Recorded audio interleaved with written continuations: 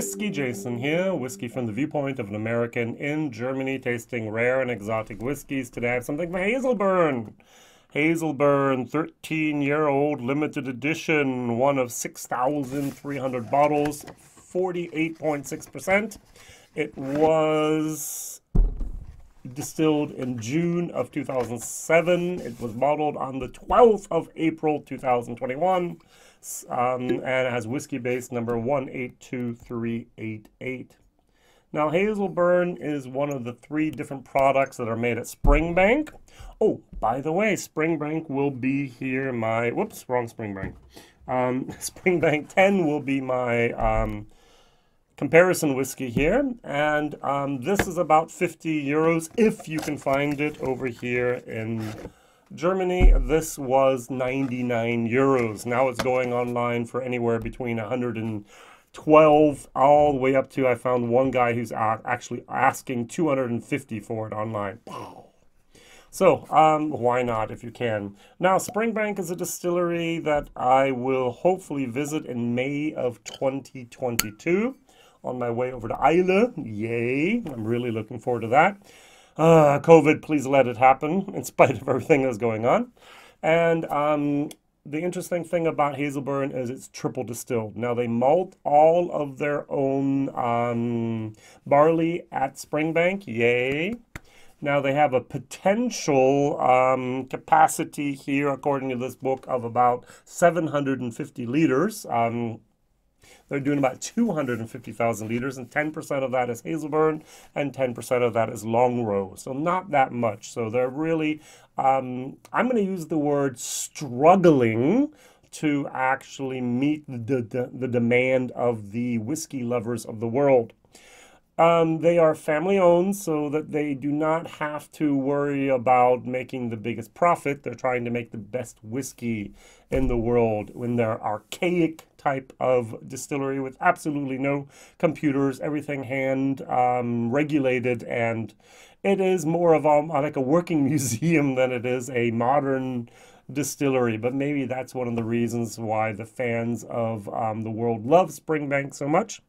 Or maybe it's just the beautiful, wonderful taste that they provide. Now, I am not a great fan of Hazelburn. I've had at least 3 different so far, Hazelburns, and none of them have knocked my socks off, or I've never said, wow, that's nice. Here, yummy. Here, yummy, yummy. But here, I'm not sure. Is it because of the missing peat? Wouldn't think so. I'm not a peat head. I'm not yet. Is it maybe the triple distillation? Could be. It just doesn't really connect with me like I hope it would. Let's see if it is this time. Now, the nose, I'm going to actually have a little bit of that malt sugar. I'm going to have a barrel char influence. I'm going to get some grassy influence here. It's not really dirty. It's honey, it's vanilla. That grass, I'm gonna retract the word grass and put in there spring flowers. That's what I'm getting here. Maybe a little bit of apple. It's not really, it's okay, but it doesn't really smell like a 100-euro whiskey.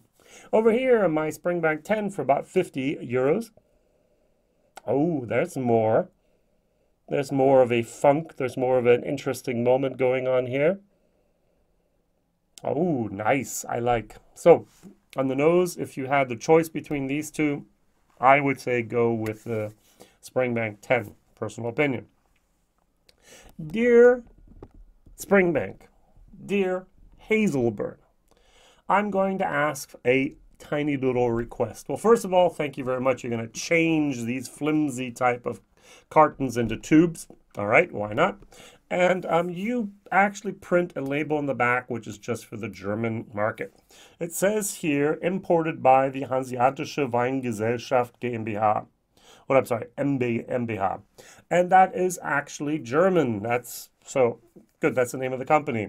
You put here distilled June 2007. You have bottled April 2021. You have outturned 6,300. Why don't you just put on here casks? 75% ex-bourbon, 25% sherry.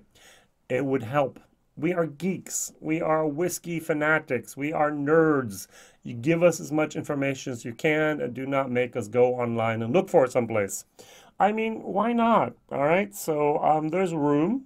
You could do it. There's a little bit of space on the back here, just one little line extra added to that. So you have the typical statement here. Hazelburn Single Malt Scotch Whisky is triple distilled, free of artificial coloring. Also, it is not chill filtered. This will cause a slight natural haze to form when it is cold, but this will disappear when the temperature returns to normal. Yay! So, that is www.springbank.scot for Scotland. Yeah, very, very nice. Just add one little bit about the cask composition and we would be happy, enthralled, enthusiastic. Yay. Well, thank you very much for listening to my concern here. That was my public appeal. All right. Cheers. It's more of a C plus on the nose.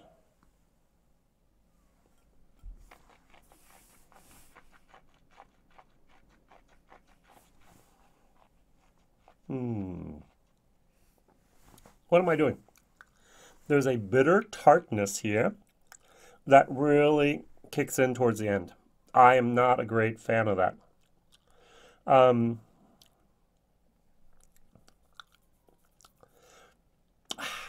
Ooh. So it's a little dirty, but it's not that funky Springbank yumminess that I often enjoy.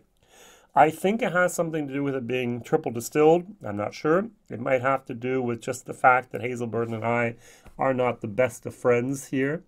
But it's very, very dry.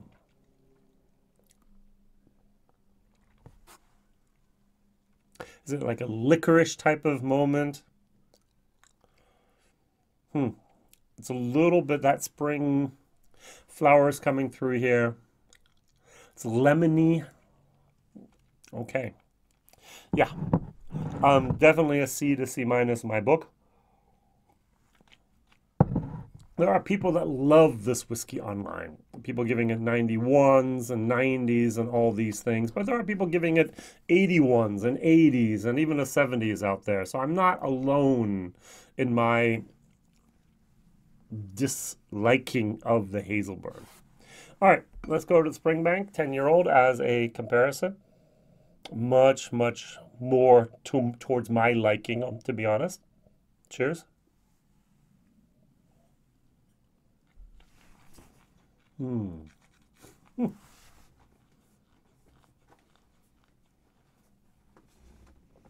Now there's that oiliness, that character, that mouthfeel.